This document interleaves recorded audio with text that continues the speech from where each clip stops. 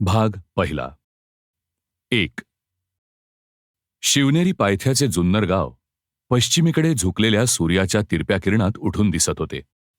जुन्नरपासून थोड्या अंतरावर असलेल्या आंबराईत शहाजी राजांचे घोडदळ थांबले होते. एका डेरेदार आम्रवृक्षाखाली शहाजीराजे छोट्या संभाजीसह उभे होते. दुपार टळत येऊनही अद्याप वारा सुरू झाला नव्हता. झाडाचे पानही हलत नव्हते. रात्रीची थंडी उतरायला अजून सुरुवात झाली नव्हती. आंबराईतून दिसणाऱ्या रस्त्याकडे उभयतांचे सारखे लक्ष जात होते. कोणी दृष्टीपथात येत नव्हते. वाढत्या क्षणाबरोबर शहाजीराजे अधिक अस्वस्थ होत होते. आबासाहेब, मासाहेब आल्या, शंभूराजे म्हणाले. कुठं? मान वर करीत शहाजीराजे विचारते झाले. शंभू बाळांनी बोट केलेल्या दिशेकडे शहाजीराजांनी पाहिलं. तिरप्या सूर्यकिरणात धुळीचे लोट उडवीत येणारे अश्वपथक दिसत होते. हळूहळू टापांचा आवाज स्पष्टपणे ऐकू येऊ लागला. आंबराई नजीक येताच येणाऱ्या पथकाची गती मंदावली. घोडी थांबली. 3 घोडी मंद गतीने पुढे येऊ लागली. घोडदौडीने थकलेल्या जिजाबाईंच्या चेहऱ्यावर संभाजीला पाहून क्षीण हास्य उमटले. जिजाबाई दासीच्या आधाराने पायउतार झाल्या. श्रमाने सारा चेहरा लालबुंद झाला होता. नेत्र आरक्त दिसत होते. 3 मासांच्या गर्भार जिजाबाईंनी आपला घाम टिपला.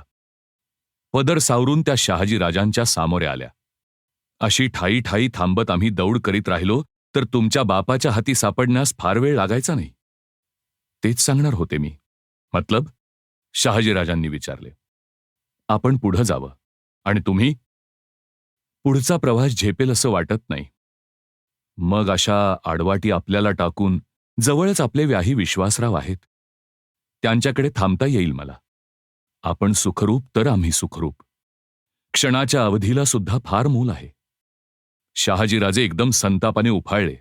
हा आपल्या वडिलांचा प्रताप आहे. त्याला आम्ही काय करणार? जाधवांचं आणि भोसल्यांचं वैर पिढ्यानपिढ्या चालवायला आम्हीही समर्थ आहोत म्हणावं. मी काय बोलणार यात? जिजाबाई बोलून गेल्या. तुम्ही म्हणता तसं करू. तुमच्या बापाला रक्ताची लाज असेल तर तो तुम्हाला सोडून देईल अथवा पळवून नेईल. तुमचं नशीब आणि तुम्ही. आम्हाला जास्त विचार करायला आता उसंत नाही. बोला, हे ठरलं? आपले अश्रू कष्टाने आवरून काही न बोलता जिजाबाई आपल्या घोड्याकडे वळल्या. जुन्नरला खबर गेली. शहाजीराजांचे व्याही विजयराव सिधोजी विश्वासराव खुद्द सामोरे आले. जिजाऊ आणि शहाजी यांना सन्मानाने आपल्या वाड्यात घेऊन गेले. वाड्यात बैठकीवर जाताच शहाजीराजे म्हणाले, विश्वासराव, नाईलाजानं तुम्हाला ही तकलीफ देत आहो, त्याबद्दल आम्ही शर्मिंदे आहो. राजे, असं बोलू नका. आपल्या कामी येण्याची संधी नशिबानं मिळाली असं आम्ही समजतो. जीवाच्या बाजीनं आम्ही राणीसाहेबांची कदर करू. तो विश्वास नसता तर आम्ही आलोच नसतो. आम्हाला आता थांबता येणार नाही. शंभूराजे, चलायचं ना का राहणार? जिजाऊंची नजर चुकवीत शंभू म्हणाला, आम्ही येणार. शाबास, शहाजीराजे म्हणाले. थोडे दिवस बाळ राहिल्यावर आणि सर्व सुखरूपपणे पार पडल्यावर बाळाला पाठविला तर नाही का चालणार? जिजाऊ म्हणाल्या. ऐका विश्वासराव, बाळाला धोका आहे आणि आम्हाला नाही. नाही, तसं म्हटलं नाही मी. जिजाबाई गडबडीनं म्हणाल्या. आम्ही शंभू बाळांना नेणार. त्यांच्याकडून फार मनसुबे पार पाडायचे आहेत. राणीसाहेब, आपल्यासाठी आम्ही बाळकृष्ण हनुमंते, संक्रोजी निळकंठ, सोनोजी पंत, कोरडे ही मंडळी ठेवून जात आहोत. थोडी शिबंदी देखील आहे. आम्ही स्थिरस्थावर झालो की तुम्हाला घेऊन जाऊ. तब्येतीला सांभाळा. शंभू जिजाऊंच्या पाया पडण्यासाठी वागताच जिजाऊंनी त्याला उराशी कवटाळला. शंभू बाळाने त्या मिठीतून सुटका करून घेतली. जिजाऊंना शब्द फुटत नव्हता. त्या शंभूचे रूप डोळ्यात साठवीत होत्या. डोळे भरताच तेही रूप अस्पष्ट झाले. जेव्हा डोळे पुसले तेव्हा शहाजीराजांच्या बरोबर शंभू वाड्याबाहेर पडत होता, एकदाही मागे न पाहता. जिजाऊंनी उभ्या जागी डोळ्यांना पदर लावला. विश्वासरावांच्या पत्नी लक्ष्मीबाई सदरेवर येऊन जिजाऊंना हाताशी धरून आत घेऊन जात होत्या. पण आत जात असताही बाहेर उठणारा घोड्यांच्या टापांचा आवाज कान थोपू शकत नव्हते. 2. जुन्नरवर रात्र उतरली. घराघरातून समया पलोते पेटवले गेले. गावाच्या देवडीवरची दिवटी वाऱ्याने फरफरत होती. गावाच्या नजरेत नुकतीच झोप उतरत होती. आणि अचानक जुन्नरच्या चारी वाटांनी घोड्यांच्या टापांचा खडखडाट उठला. सारा गाव भयचकित झाला. गावाची झोप उडाली. विश्वासराव नुकतेच जेवण करून सदरेवरच्या झोपाळ्यावर बसले होते. सदरेवरच्या भिंतीवर टांगलेली शस्त्रे पलित्यांच्या उजेडात चमकत होती. टापांचा आवाज कानावर येताच विश्वासराव चटकन उभे राहिले. त्यांचे लक्ष दरवाजाकडे वळले आणि त्याच वेळी दरवाजातून जासूद धावत आला. घात झाला. लखुजी जाधवरावांनी सारा गाव वेढलाय. ते इकडंच येत आहेत. चांगल्या मुहूर्तावर आले म्हणत विश्वासरावांनी सदरेवरची तलवार उचलली. विश्वासरावांनी 4 पावलात दरवाजा गाठला आणि सामोरे लखुजी जाधवराव आले. लखुजींच्या हाती तळपती तलवार होती. चेहऱ्यावर द्वेष होता. कुठाय तो भोसला? लखुजी गरजले. प्रथम तलवार म्यान करावी आणि आत यावं, विश्वासरावांनी सांगितले. मुकाट्यानं वाट सोड, लखुजी म्हणाले. शांतपणे विश्वासराव म्हणाले, सज्जनांच्या घरात नागव्या तलवारीने प्रवेश करता येत नाही. लखुजी तेथेच थबकले. संतापाने त्यांचे पांढरे कल्ले थरथरले. पुन्हा त्यांनी तोच प्रश्न केला. कुठाय तो भोसला? ते इथं नाहीत. दडला असेल. दडून बसण्याइतकी भोसल्यांची कुळी अजून नामर्द झाली नाही. छदमीपणाने हसत लखुजी म्हणाले, पळून जाण्याइतपत झालेली आहे. विश्वासरावांचा संयम सुटला. ते म्हणाले, खबरदार जाधवराव, फार ऐकलं. हे भोसल्यांच्या व्याह्यांचं घर आहे. इथे भोसल्यांचा उपमर्द ऐकला जात नाही. अर्ज करीत नाही मी, लखुजी त्वेषानं समशेर उचलीत म्हणाले. हाती समशेर आहे, हो बाजूला. क्षणात विश्वासरावांनी आपली तलवार झटकली. सरकन म्यान चौकात पडले आणि विश्वासरावांच्या हाती तलवार तळपू लागली. ही हिम्मत, म्हणत लखुजीरावांनी तलवार उचलली. तोच आवाज झाला, आबा. त्या आवाजाबरोबर लखुजीरावांची नजर वळली. सदरेच्या सोप्यावर जिजाबाई उभ्या होत्या. पलोत्याचा उजेड अर्ध्या चेहऱ्यावर पडला होता. लखुजींचा हात खाली आला. विश्वासरावांनी वाट दिली तरी लखुजींना पाऊल उचलण्याचे सामर्थ्य नव्हते. जीव, केवढ्या आठवणी त्या नावाबरोबर साठवल्या होत्या. लखुजींची लाडकी लेक, जाधवरावांच्या घरची साक्षात लक्ष्मी, ही भोसल्यांच्या घरात गेली आणि जाधवांची कोण दुर्दशा उडाली. लखुजींच्या हातातील तलवार गळून पडली. भ्रमिष्ठासारखे ते पुढे सरकत असता त्यांचे ओठ पुटपुटत होते. सारे बळ एकवटून ते बोलले, जीव, आबा, म्हणत जिजाबाई पायऱ्या उतरल्या आणि चौकाच्या मध्यभागी आलेल्या लखुजीरावांना त्यांनी मिठी मारली. दोघांच्या पाठीवरची बोटे एकमेकांना समजावीत होती. उभयता सदरेवर आले. लखुजीराव सदरेच्या बैठकीवर बसले. विश्वासराव पुढे होऊन पाय शिवत म्हणाले, मामासाहेब, क्षमा करा. वा विश्वासराव, क्षमा कसली मागता? उलट तुमची तडफ पाहून आम्हाला आनंद झाला. भोसल्यांच्या मध्ये नसले तरी भोसल्यांच्या आप्त स्वकीयांमध्ये वाघ आहेत हे पाहून आम्हाला आनंद वाटतो. आपल्या बोलण्यावर खुश झालेले लखुजीराव मोकळेपणाने हसले आणि आपण एकटेच हसतो आहोत याची जाणीव होऊन हसता हसता थांबले. जिजाबाईंना जवळ घेत ते म्हणाले, पोरी, तुझं बरं आहे ना? बरं. काय विचारता आबा?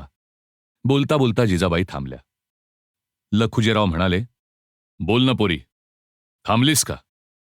जिजाबाईंनी वडिलांच्या नजरेला नजर भिडवली. एक वेगळेच दुःख उन्मळून उठले. कळायच्या आत त्या बोलून गेल्या, पोरीची जात म्हणजे हळदीबुक्क्याची, कुणीही उचलावी आणि कुणाच्याही कपाळी केव्हाही चिकटवावी. रंगपंचमीच्या दरबारात तुमच्या जीवची हळद अशीच उधळलीत. अजून ती वाऱ्यावर फिरते आहे. वाऱ्यावर का? लखुजी गरजले. या लखुजी जाधवाची कूस इतकी वारेमूल केव्हापासून झाली? त्याला बायकोचा भार वाटत असेल. मला माझी पोर जड नाही. पोरीवर एवढी माया आहे तर हा दावा कसला? कुणाबरोबर? हा दावा साधला आणि तुमच्या पोरीचं कपाळ उघडं पडलं तर बरं वाटेल तुम्हाला. आबा, ह्या जीवची तुम्हाला शपथ. लखुजीरावांनी एकदम जिजाबाईंना जवळ ओढले. त्यांच्या तोंडावर हात ठेवीत भरल्या आवाजात ते म्हणाले, नको पोरी, बोलू नको. शपथेत मला गुंतवू नको. जसं रक्त तुझ्यात गुंतलं तसाच हा देह जाधवरावांच्या कुळीला बांधला गेलाय. वैर, ते आता माझ्या टाळण्यानं टळत नाही. यातच मरण दैवास आलं. ते भोगणं एवढंच माझ्या हाती आहे. पुरी, माझा तुला आशीर्वाद आहे. अखंड सौभाग्यवती हो. या बापाची काळजी करू नको. गेला तरी दुःख मानू नको. जिजाबाईंच्या डोळ्यातून पाणी निखळले. ते टिपत लखुजीराव म्हणाले, रडू नको पोरी, ऐक माझं. चारी बाजूंना बघ. दुष्काळी मुलूक, माणसाला माणूस ओळखत नाही, एक शाही स्थिर नाही, चौफेर बंडाळी उसळली आहे. अशा परिस्थितीत एकटी कशी राहणार तू? माझं ऐक. माझ्याबरोबर सिंदखेडला चल. ते तुझंच माहेर आहे. सगळं ठीक झाल्यावर म्हणशील तिथं राहा. नकारार्थी मान हलवीत जिजाऊ म्हणाल्या, नको आबा. मी जाधवांची माहेरवाशीण असले तरी भोसल्यांची सासूरवाशीण आहे. माहेर विसरायला हवं मला. अशा परिस्थितीत माहेरी आले तर भोसल्यांच्या घराण्याशी बेईमानी होईल. निश्वास सोडून लखुजी म्हणाले,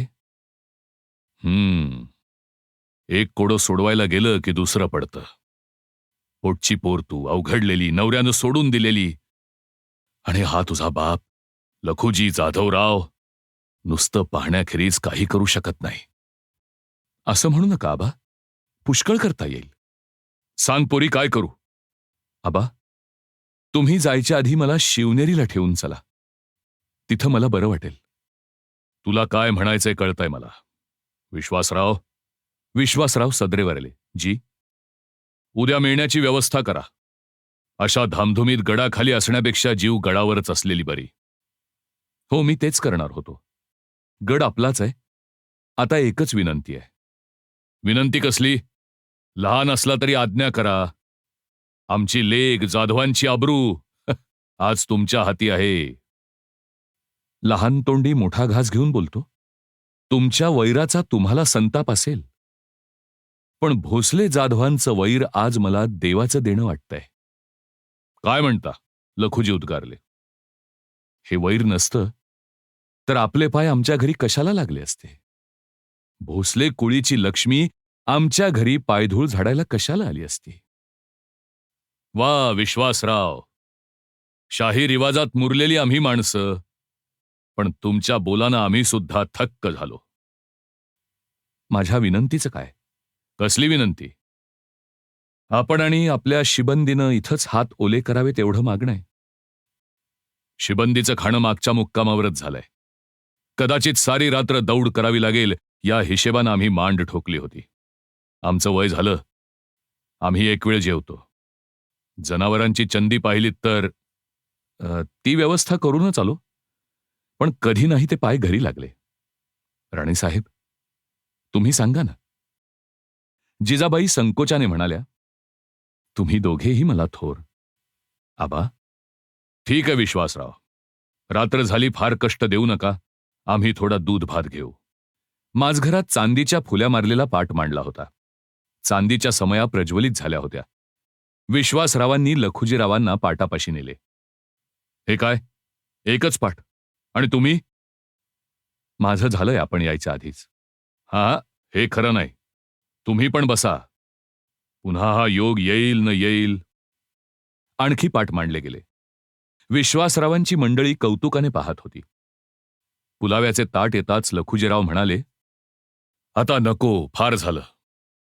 विश्वासराव म्हणाले, राणीसाहेब, हे तुमचं घर आहे. तुम्हीच आबासाहेबांना वाढा. जिजाऊंनी पदर कसला. त्यांनी पुलाव्याचे ताट घेतले आणि ताटावर धरलेले लखुजीरावांचे हात आपोआप मागे झाले. लखुजी म्हणाले, तुम्ही भोसल्यांची मंडळी डाव करण्यात भारी हुशार.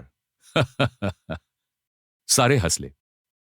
पुलावा वाढीत असता तो थांबवण्याकरिता लखुजींचे हात पुढे येईनात. जिजाबाईंनी वर पाहिले. लखुजींच्या चेहऱ्याकडे पाहताच त्यांचे हास्य कुठच्या कुठे गेले. लखुजींचे डोळे भरले होते. जिजाऊ म्हणाल्या, आबा. डोळे टिपत लखुजी म्हणाले, वाढ पोरी, आज भूक पुरी होऊ दे. या राजकारणाच्या वणवणीत असं प्रेमळ जेवण फार दिवसात मिळालं नव्हतं. आणि पंक्तीला एकदम नवे रूप प्राप्त झाले. 3. सकाळी वाड्यासमोर जाधवरावांचे घोडदळ उभे होते. भोसल्यांची कुमकही एका बाजूला उभी होती. बाळकृष्णपंत हनुमंते, शामराव निळकंठ, रघुनाथ बल्लाळ, कोरडे ही भोसल्यांची सरदार मंडळी वाड्याच्या दरवाजापाशी उभी होती. एक शाही मेणा पहिल्या चौकात ठेवला होता. भोईपट बांधलेले भोई चौकाच्या एका कोपऱ्यात उभे होते. विश्वासरावांची मंडळी आत जिजाऊंची खणा नारळाने ओटी भरत होती. भरल्या ओटीने आणि कपाळाने जिजाऊ सदरेवर आल्या. लखुजींच्या आणि विश्वासरावांच्या पाया पडून त्या मेण्यात बसल्या. जिजाऊंबरोबर विश्वासरावांची मंडळी मेण्यात बसली. मेणा उचलला गेला.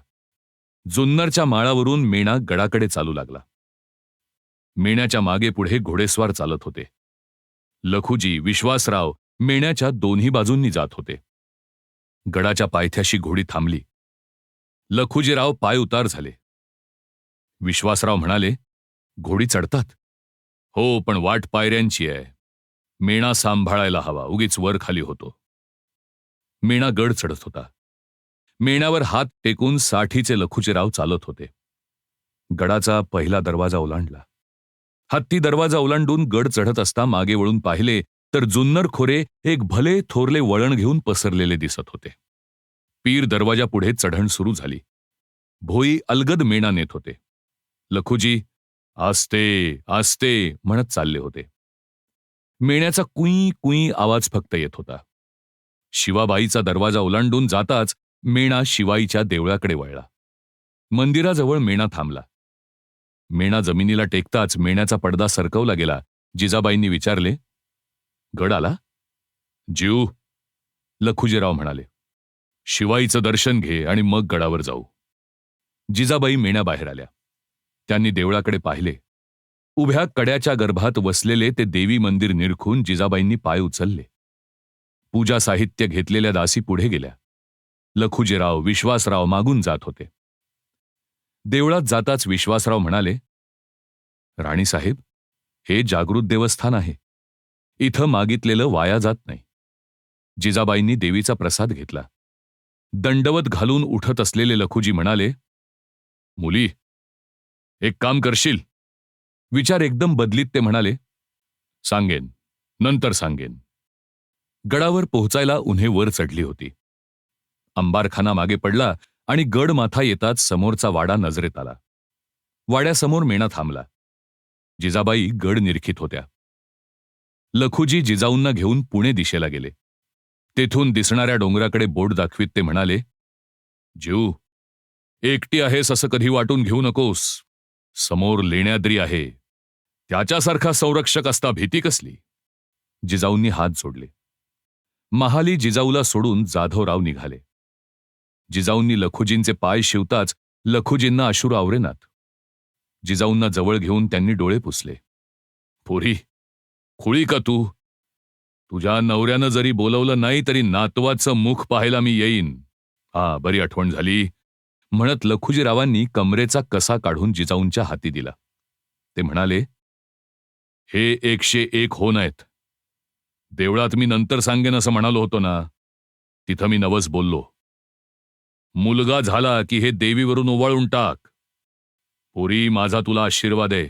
देवी कृपेनं असं पोर तुझ्या पोटी येईल की जे जन्मजन्मांतरीचे पांग फेडील. त्याच्याकडे पाहून तुझी मान सदैव ताठ राहील. दुःखाचा लवलेशही तुझ्या मनाला शिवणार नाही. काळजी करू नकोस. हा, येतो मी. वाड्याबाहेर येताच नारो त्रिमळ, हनुमंते, गोमाजी नाईक, पानसंबळ यांनी मुजरे केले. लखुजी म्हणाले, तुमच्यासारखी कर्तव्यनिष्ठ माणसं राणीसाहेबांच्या जवळ असता आम्हाला चिंता नाही. त्यांना सांभाळा. जी, नाईक म्हणाले. लखुजीरावांची नजर विश्वासरावांच्याकडे गेली. विश्वासराव, तुमचे उपकार फिटायचे नाहीत, पण राहवत नाही म्हणून नको मामासाहेब. काही सांगायचं नाही. माझ्यावर विश्वास ठेवून निश्चिंत असा. तुमच्यावर विश्वास ठेवायचा नाही तर ठेवायचा कुणावर? अडचण असली तर आमचं वैर मनात न आणता निरोप पाठवा. आम्ही गडावर हजर होऊ. राम राम. परत मुजरे झडले. विश्वासराव 4 पावले पोहोचवायला गेले. शिबंदीचे शिपाई गड न्याहाळीत फिरत होते. सूर्य मस्तकावर आला होता. 4 महिने उलटत होते. जिजाबाई पहाटे उठत. स्नान, पूजा अर्चा आटोपायला सूर्योदय होई. त्यानंतर स्वयंपाकघरात लक्ष्मीबाईंबरोबर शिधा काढण्यात थोडा वेळ जाई. पोथीवाचन झाल्यावर भोजन, थोडी निद्रा. सायंकाळी पाय मोकळे करायला जात. 1-2 दिवसांनी केव्हा तरी शिवाईच्या दर्शनाला उतरत. देवदर्शनाला त्या पायीच जात. मेण्यातून जाण्याबद्दल विनंती करूनही जिजाबाईंनी विश्वासरावांचे कधी ऐकले नाही. जिजाबाईंना गडावर येऊन 4 महिने होत आले होते. दुपारच्या वेळी जिजाबाई आपल्या महालात झोपल्या होत्या.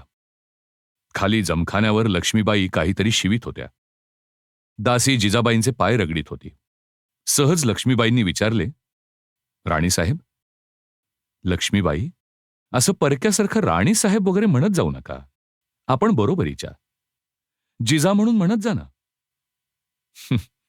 जिव्हाळा आला म्हणून पायरी कशी सुटेल? तुम्ही ऐकणार नाहीच. काय विचारित होता? सांगाल? सांगेन ना. तुम्हाला अप्रूबाईनं काही खावंसं वाटतं का? मी पाहते तुम्ही काही सांगत नाही. जिजाबाई हसल्या. खरं सांगू लक्ष्मीबाई, मला खाण्यापिण्याचे काही डोहाळे नाहीत. वाटायचं घोड्यावरून दौड करावी, तलवार कमरेला लटकवावी, गडाचा गार वारा खूप प्यावा, कड्यावर उभं राहून खालची माळवदं डोळे भरून पाहावीत. नशिबानंच माझे सारे डोहाळे पुरवले. लक्ष्मीबाई हसल्या. त्या शिवणकाम आवरीत उठू लागल्या. जिजाबाई म्हणाल्या, उठता का? आपण विश्रांती घ्या. थोडं झोपा, बरं वाटेल. खरं सांगू, जिजाबाई म्हणाल्या, आताशा मला 2 प्रहरी झोपच येत नाही. ते का? जिजाबाई लाजल्या. पोटाशी हात दाखवीत त्या म्हणाल्या, हा खेळतोय ना. लक्ष्मीबाई गडबडीनं उठल्या. त्यांना राहवलं नाही. गर्भार जिजाऊंचा तेजदार चेहरा कुरवाळून कानशिलांवर बोटे मोडून त्या म्हणाल्या, कुठंतरी दृष्ट लागायची बाई तुला. असं काही सांगत जाऊ नको. हं? झोप जरा. म्हणत लक्ष्मीबाई उठून गेल्या. संध्याकाळी जिजाबाई, लक्ष्मीबाई दासी परिवारासह फिरायला बाहेर पडल्या आणि दारातच सेवक विठू आला. विठू, काय आहे? जिजाऊंनी विचारले. राणी सरकार, आपण टकमककडे फिरायला जाणार? हो. दरखास्त आहे आपण मावळतीकडे जावं. का? गुन्हेगारास कडेलोट फरमावली आहे, त्याची तामिली आता होते. कोण आहे बिचारा? राणी सरकार, मला माहीत नाही. टकमकच्या साऱ्या वाटा रोखल्यात म्हणून बेअदबी केली. विठू असाच जा आणि विश्वासरावांना बोलावल्याचं सांग. जी म्हणत विठू गेला. जेव्हा विश्वासराव आले तेव्हा त्यांच्याबरोबर वयोवृद्ध हनुमंतेही होते. दोघांनी राणीसाहेबांना मुजरे केले. जिजाबाई म्हणाल्या, विश्वासराव, आज कुणाच्या कडेलोटाची तयारी चालवली आहे? कुणी सांगितलं? कळलं आम्हाला. पण ते खरं का? होय राणीसाहेब. खालच्या वाडीत काल एकानं चोरी केली. 1 मण धान्य लुटलं. त्यासाठी कडेलोट? राणीसाहेब, हे दुष्काळचे दिवस. अशा चोऱ्या होऊ लागल्या तर हवालदिल झालेला मुलूक परागंदा व्हायला वेळ लागायचा नाही. सत्ता तुमची, तुमच्या आड येणं आम्हाला उचित नाही. पण विश्वासराव, रयतेला पुरेसं अन्न नाही हा दोष आपल्यावरही येत नाही का? चोरीची का कुणाला हौस असते? आपला काय हुकूम आहे? हुकूम कसला, एक विनंती. आम्ही गडावर असेपर्यंत कुणाचा कडेलोट करू नका. जशी आज्ञा, म्हणत विश्वासराव निघून गेले. हनुमंते म्हणाले, मासाहेब, आपण होतात म्हणून बिचाऱ्याचा जीव वाचला. हे श्रेय आपल्या विठूला. जिजाऊंनी विठूकडे पाहिले. विठू संकोचाने म्हणाला, तसं नाही राणी सरकार. सच बात बोलायची तर त्यांनीच सांगितलं. दुपारी त्याला गडावर आणलं, बिचारा रडत होता. हनुमंते मला म्हणाले की हे राणी सरकारनं कोणी सांगेल तर याचा जीव वाचेल. जिजाऊ हसल्या. म्हणाल्या, आणि म्हणून तू सांगितलंस असंच ना? पाहिलंत लक्ष्मीबाई, आमची माणसं कशी डाव खेळतात ती? दोघी हसल्या. जिजाऊ म्हणाल्या, चला हनुमंते काका, फिरून येऊ. तटावरून खालचे जुन्नर दिसत होते. नदीचा पट्टा दिसत होता. तो मुलूख न्याहाळीत चालत असता मध्ये जिजाऊ थांबल्या. तटाखाली बोट दाखवीत त्या लक्ष्मीबाईंना म्हणाल्या, लक्ष्मीबाई, तो हिरवा ठिपका दिसतो ती जुन्नर माळाची आंबराई ना? जी. जिजाबाईंनी दीर्घ निश्वास सोडला. माघारी वळून तलावाजवळ येताच त्या तलावाकाठी बसल्या. पाठीमागे वाड्याचा सज्जा आकाशात चढल्यासारखा दिसत होता. सूर्यास्ताला सूर्यवंदन करून सारे वाड्याकडे परतले. वाड्याच्या दरवाजाशी एक इसम तीरासारखा समोर आला. काय होते हे कळायच्या आत त्याने जिजाबाईंच्या पायांवर लोळण घेतली. विठू धावला. त्याने त्या इसमाला उभे केले. वाढलेले केस, खोबणीत गेलेले डोळे, भकास चेहऱ्याचा तो काष्ठवत इसम रडत होता. शब्द फुटत नव्हता. विठू म्हणाला, हाच तो इसम ज्याला कडेलोटाची शिक्षा झाली होती. जिजाबाई म्हणाल्या, "परत चोरी करू नको बाबा, देवाचे पाय धर." आणि एवढे बोलून त्या आत गेल्या. महालात विश्वासराव उभे होते. जिजाबाई हसून म्हणाल्या, "विश्वासराव, त्या माणसाला सोडलत फार बरं केलंत. गरीब बिचारा आनंदानंही रडत होता." "जी," विश्वासराव म्हणाले. विश्वासरावांची गंभीर मुद्रा पाहून जिजाबाईंच्या काळजात चर्र झाले. त्यांनी विचारले, "काय झालं विश्वासराव?" "राणीसाहेब, खबर तितकी चांगली नाही. सांगा, वेळ लावू नका.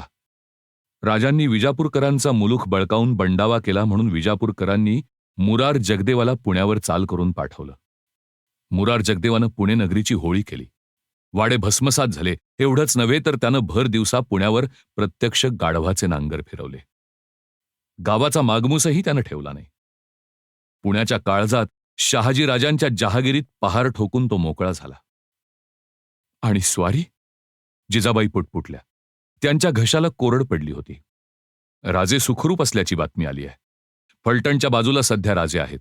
2 दिवसांपूर्वीच ही बातमी आली होती. राजांच्या खबरीची वाट पाहत होतो." जिजाबाईंनी घाम टिपला. त्या म्हणाल्या, "विश्वासराव, दैव फिरलं त्याला तुम्ही काय करणार? इकडून सुरक्षित राहणं झालं हेच मोठं झालं. वाईटात चांगलं ते हेच." मुजरा करून विश्वासराव गेले आणि जिजाबाईंनी थोपविलेल्या अश्रूंना वाट दिली. लक्ष्मीबाई त्यांना धीर देण्याचा प्रयत्न करीत होत्या. बातम्या सुद्धा कधी एकट्या येत नाहीत. जिजाबाई हा आघात सहन करण्यासाठी सिद्ध झाल्या नाहीत, तोच बातमी आली शहाजी राजांचे चुलत भाऊ खेळोजी भोसले यांच्या पत्नी म्हणजे जिजाबाईंच्या जाऊ नाशिकला गोदावरी स्नानाला गेल्या असता महाबत खानाने त्यांना पळवून नेले. त्या वार्तेने जिजाबाईंच्या जीवाचा तडफडाट झाला.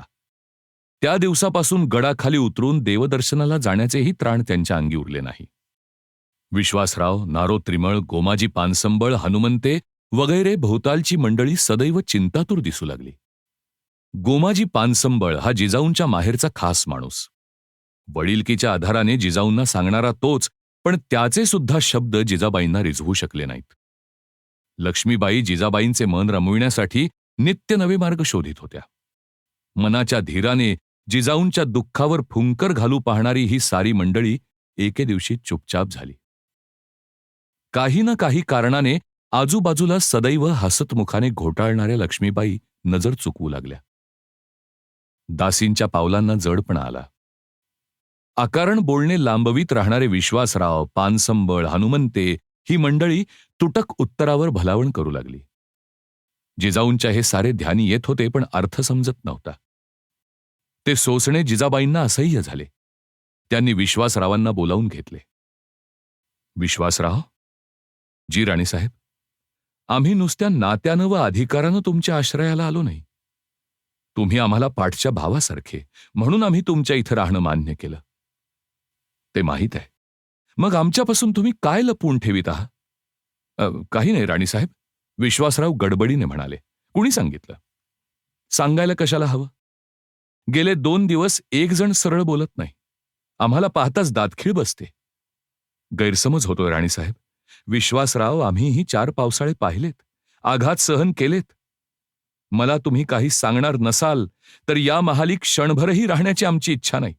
पण मासाहेब, घाबरू नका. या जिजाऊनं फार सहन केलंय. काहीही सांगितलं तरी सहन करण्याची ताकद आहे आमची. पण कल्पनेच्या काहुरात जगणं कठीण होतंय. सांगा." "मासाहेब, बोला." विश्वासरावांच्या तोंडून हुंदका बाहेर पडला. "विश्वासराव, हे हुंदके आवरा." उतावीळ झालेल्या जिजाऊ भिंतीला टेकून उभ्या राहत आज्ञा देत्या झाल्या. "बोला." विश्वासरावांनी डोळे टिपले ते भरकन बोलून गेले, "आपले आबासाहेब लखुजीराव जाधवांचा खून झाला." "खून? आबांचा खून? कुणी केला?" ताठरलेल्या नजरेने जिजाऊ विश्वासरावांच्याकडे पाहत होत्या. विश्वासरावांना शब्द सुचत नव्हते. ओठांवरून जीभ फिरवीत ते बोलू लागले, "दौलताबादेच्या सुलतानाच्या दर्शनासाठी लखुजीराव दरबारी गेले होते. आधी कट शिजला याची त्यांना कल्पना नव्हती. अचलोजी, रघोजी, यशवंतराव या तिन्ही पुत्रांसह ते सुलतानासमोर गेले. मुजरे केले आणि भर दरबारातून सुलतान उठून गेले. हे सुलतानी वर्तन लखुजीरावांना नवीन होतं. अर्थ कळत नव्हता तोच. बोला विश्वासराव, आता क्षणभरही थांबू नका." आणि तोच तलवारी उपसल्या गेल्या. प्रतिकार करण्याची पुरी संधीही लाभली नाही. नुसत्या जंबियानं प्रतिकार करणार तो केवढा. मासाहेब, सुलतानाच्या सेवेत चारी जाधवांची वाट लागली. आईजवळ राहिलेला बहादूरजी तेवढा वाचला. आपले दीर जगदेवराव गळाखाली होते ते वाचले. विश्वासरावांनी मान वर केली. जिजाबाई पुतळ्यासारख्या भिंतीला टेकून उभ्या होत्या. डोळे तसेच तारवटलेले होते. भेसूर हास्य चेहऱ्यावर विलसत होते. विश्वासरावांच्या कानांवर शुष्क शब्द पडत होते. आबा गेले. माझं माहेर संपलं. आमच्या पुण्यावरती स्वकीयांनी परकीयांच्यासाठी गाढवाचा नांगर फिरविला. ज्यांच्या दरबारचे आम्ही नोकर, त्यांनी आमच्या मुली पळवाव्यात. आणि ज्यांच्या बळावर सुलतानी उभी राहावी, त्याच जाधवरावांची कत्तल सुलतानी दरबारात व्हावी. आणि एकदम जिजाबाई किंचाळल्या. विश्वासराव, या जगात देव आहे का हो? भिंतीला टेकून उभ्या असलेल्या जिजाबाई उभ्या जागी जमिनीकडे ओघळत होत्या. विश्वासरावांनी सावरले तेव्हा जिजाबाई बेशुद्ध झाल्या होत्या. वाड्यात एकच गोंधळ उडाला. मध्यरात्रीच्या सुमारास वाड्यात पुन्हा रडण्याचा हलकल्लोळ उडाला. 5. लखुजीरावांच्या खुनाच्या बातमीने खचलेल्या जिजाबाई त्या आघातातून लवकर उठू शकल्या नाहीत. रात्री अपरात्री त्या दचकून जाग्या होत. सारे अंग घामाने डबडबून निघे. घरात चुकून भांड्यांचा आवाज झाला तरी त्यांना कापरा सुटे. सज्जातून दिसणाऱ्या लेण्याद्रीकडे पाहत त्या बसून असत. कुणी बोलायला गेले तर डोळ्यांना पाझर सुटे. बोलणाऱ्याला शब्द सुचत नसत. जिजाबाईंचे मन रमवण्याचे लक्ष्मीबाईंचे सारे प्रयत्न थकले. एक दिवस लक्ष्मीबाई म्हणाल्या, राणीसाहेब, हे चालवलंय काय? जे झालं त्याचं मला वाईट का वाटत नाही? साऱ्यांनाच त्याचं दुःख आहे. आपली काळजी वाटत नाही, पण त्या पोराची वाटते. निदान पोटातल्या बाळाकडे तरी लक्ष द्या. या त्रासाचा परिणाम बाळावर झाल्याखेरीज राहील का? जिजाबाईंचे सारे अंग भीतीने शहारून गेले. पितृवियोगाच्या आघातात त्या मुलाला विसरून गेल्या होत्या. जिजाबाई म्हणाल्या, नका लक्ष्मीबाई, असं बोलू नका. हे पहा पुसले डोळे. पुन्हा मी रडायची नाही. माझं दुःख माझ्याबरोबर, त्याचा भार दुसऱ्याला कशाला? खरं, अगदी शिवाई शपथ. तुम्ही म्हणाल तशी वागेन मी, काळजी करू नका. सुटली. त्या दिवसापासून जिजाबाई परत वाड्यात वावरू लागल्या. 9 महिने संपले. लक्ष्मीबाईंना दिवसाला एक गोष्ट सुचत होती. विश्वासरावांनी देवाला अभिषेक चालू ठेवले होते. अनुष्ठानाला ब्राह्मण बसले होते. जाणत्या दासी जिजाऊच्या सेवेला होत्या. अनुभवी चांगल्या हातगुणाच्या सुईणी आणि निष्णात वैद्य गडावर हजर होते. बाळंत घरात चुना दिल्याने लखलखीत दिसणाऱ्या भिंतीवर स्वस्तिके काढली होती. छतावर मोत्यांच्या झालरी शोभत होत्या. खोली अंधारी भासू नये म्हणून रौप्य समया तेवत होत्या. ताज्या पाण्याचे सुवर्ण कलश मंचकावर चकाकत होते. वास्तूला बाधा असू नये म्हणून सर्वत्र पांढरी मोहरी फेकण्यात आली होती. उंची उदाचा वास आसमंतात दरवळत होता. नवीन जीवाची प्रतीक्षा करण्यात साऱ्या गडाचे जीव गुंतले होते. 2 प्रहरचा सूर्य कल्ला होता. गार वाऱ्याची सुरुवात झाली होती. विश्वासराव, गोमाजी नाईक, वैद्यराज ही सर्व मंडळी सदरेत पान जमवीत बसली होती. पानाला चुना लावीत नाईक विश्वासरावांना म्हणाले, सरकार, आज बोलत नाही? काय बोलू गोमाजी पंत? मासाहेबांनी मागे एकाची कडेलोटाची शिक्षा रद्द केली होती, आठवतं? हो, मासाहेबांचं मन हळवंच आहे. ते खरं, पण दिवसेंदिवस हे प्रमाण वाढतंय. तक्रारी येतायत. चालू वर्षी जर पाऊस वेळेवर आला नाही तर पुढचं वर्ष कठीणच दिसतं. मी बोलू? शास्त्रीबुवांनी विचारले. बोला ना. मला पुढची वर्ष ठीक दिसत नाहीत. ग्रहांवरून स्पष्ट दुष्काळ दिसतो. चांगलं सांगितलं. या असल्या भविष्य कथनापेक्षा राणीसाहेबांच्याबद्दल काही चांगलं सांगा ना. त्याची काळजी सोडा, मी निश्चिंत आहे, शास्त्री म्हणाले. आजच नाडी पाहिली, फार वेळ लागायचा नाही आता. कोणत्याही क्षणी वैद्यांनी पुस्ती जोडली. त्याच वेळी सदरेच्या पायऱ्या चढून दासी आली. अदबीने म्हणाली, सरकार, राणीसाहेबांच्या पोटात दुखायला लागलंय म्हणून आईसाहेबांनी सांगावा सांगितलाय. अंदाज चुकायचा नाही, वैद्यराज पुटपुटले. मीही तेच म्हणत होतो. शास्त्र्यांनी समाधानाचा निश्वास टाकला. सारे गडबडीने उठले. उठून काहीही उपयोग नाही हे ध्यानी आल्यावर पुन्हा सारे बसले. वेळ मुंगीच्या पावलांनी पुढे सरकत होती. प्रहर उलटले, संध्याकाळ झाली. दिवे लागणीची वेळ आली तरी काही वार्ता आली नाही. उलटणाऱ्या क्षणाबरोबर चिंता वाढत होती. दिसत होती ती सोयीणींची, दासींची धावपळ. नारोपंत तर देवीच्या मंदिराकडे केव्हाच गेले होते. दिवे लागण झाली, रात्र वाढत होती. चिंताग्रस्त विश्वासराव सदरेत येरझाऱ्या घालीत होते. पलोते वाऱ्याने फरफरत होते. भिंतीवर सावल्या खेळत होत्या. काय बोलावे हे कुणालाच समजत नव्हते. आणि दासी धावत आली. आनंद चेहऱ्यावर ओसंडत होता. ती म्हणाली, सरकार, मुलगा झाला. विश्वासरावांना आनंद लपविणे कठीण गेले. त्यांनी कमरेचा कसा काढून दासीच्या अंगावर भिरकावला. शास्त्रीबुवा घटका पळे मोजीत पुत्रजन्माच्या वेळेची नोंद करण्यात गुंतले. विश्वासराव म्हणाले, देवीची कृपा. विश्वासरावांना एकदम नारोपंत आठवले. त्यांना कळविण्यासाठी विश्वासरावांनी नोकर पाठवून दिला. बाळ बाळंतिणीला सुवासिनींनी कढत पाण्याने न्हाऊ घातले. वेदमूर्तींनी बाळाला आशीर्वाद दिले. स्वस्ती वाचन झाले. दासी सोयीणींच्या मुखांवर समाधान होते. अमाप मायेने आणि श्रद्धेने त्या जिजाबाईंना जपत होत्या. शास्त्रीबुवांना घेऊन विश्वासराव जिजाबाईंच्याकडे गेले. बाळावरून सुवर्ण मोहरांचा सत्का केला. जिजाऊंना विश्वासराव म्हणाले, राणीसाहेब शास्त्री आलेत. जिजाऊंनी झोपल्या जागेवरून कष्टाने नमस्कार केला. शास्त्र्यांच्यासाठी मृगाजीन घातले होते. आशीर्वाद पुटपुटत शास्त्री आसनावर बसले. चांदीचा पाट समोर ठेवला गेला.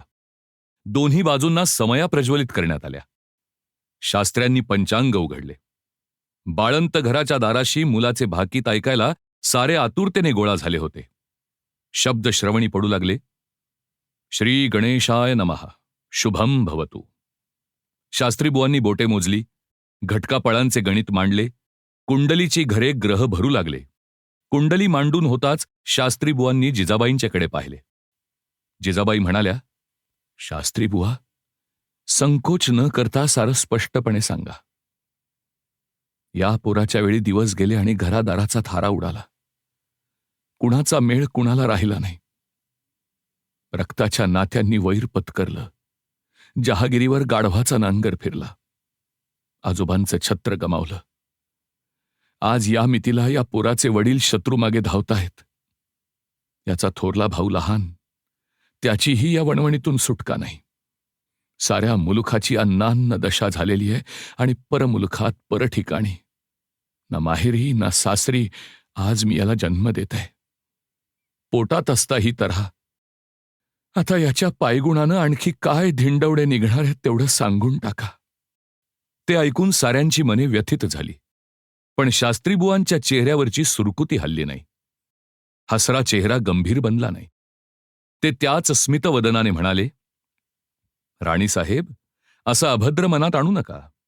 अशुभाचा मनाला स्पर्शही होऊ देऊ नका. दुर्भाग्य संपलं, भाग्य उजाडलं, प्रत्यक्ष सूर्य पोटी आला आहे. जिजाबाई खिन्नपणाने हसल्या. त्या म्हणाल्या, मुलाची कुंडली मांडताना प्रत्येक शास्त्री हेच म्हणतो. शास्त्री गंभीर झाले. ते निश्चल खणखणीत आवाजात बोलते झाले, राणीसाहेब, अविश्वास धरू नका. आजवर या शास्त्र्याचं भाकीत खोटं ठरलं नाही.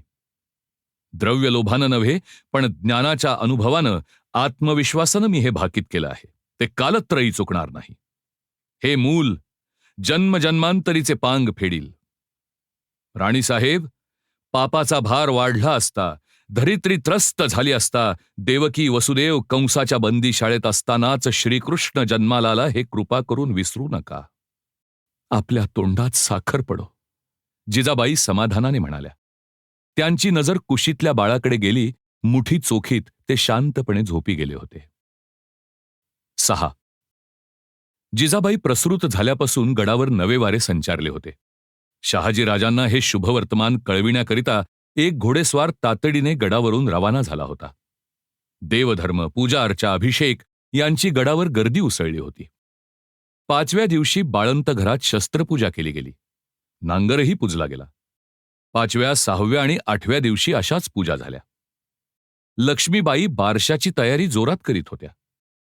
तातडीने घडविलेले नवीन दागिने, नवी वस्त्रे गडावर आणली जात होती. अंजिरी जरीबुट्टी शालूची घडी उघडीत लक्ष्मीबाई म्हणाल्या, राणीसाहेब, हा रंग चांगला आहे नाही? हो. बारशाला हाच ठरवू. लक्ष्मीबाई, जिजाबाईंचा कंठ दाटला. किती करताय तुम्ही? पण आम्ही परके ते परकेच, लक्ष्मीबाई हसत म्हणाल्या. मी केव्हा म्हटलं परक? तुम्ही विसरला असाल, पण मी नाही विसरले. बाळाचं भविष्य वर्तवायला शास्त्री आले तर 4 चौघात म्हणालात, ना माहेरी ना सासरी.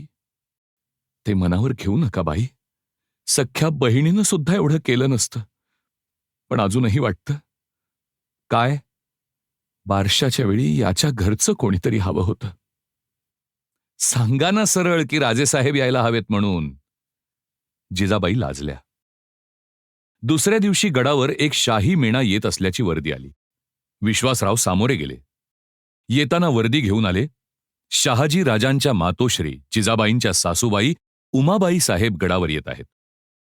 वाड्याच्या दरवाजाशी साठीच्या उमाबाई उतरल्या. प्रवासाचा थकवा त्यांच्या चेहऱ्यावर दिसत होता. वाड्यात उमाबाईंनी प्रवेश केला. विश्वासरावांनी मुजरा केला. बाळंत घराच्या आत येताच जिजाबाई पाया पडल्या. लक्ष्मीबाईंनीही वंदन केले.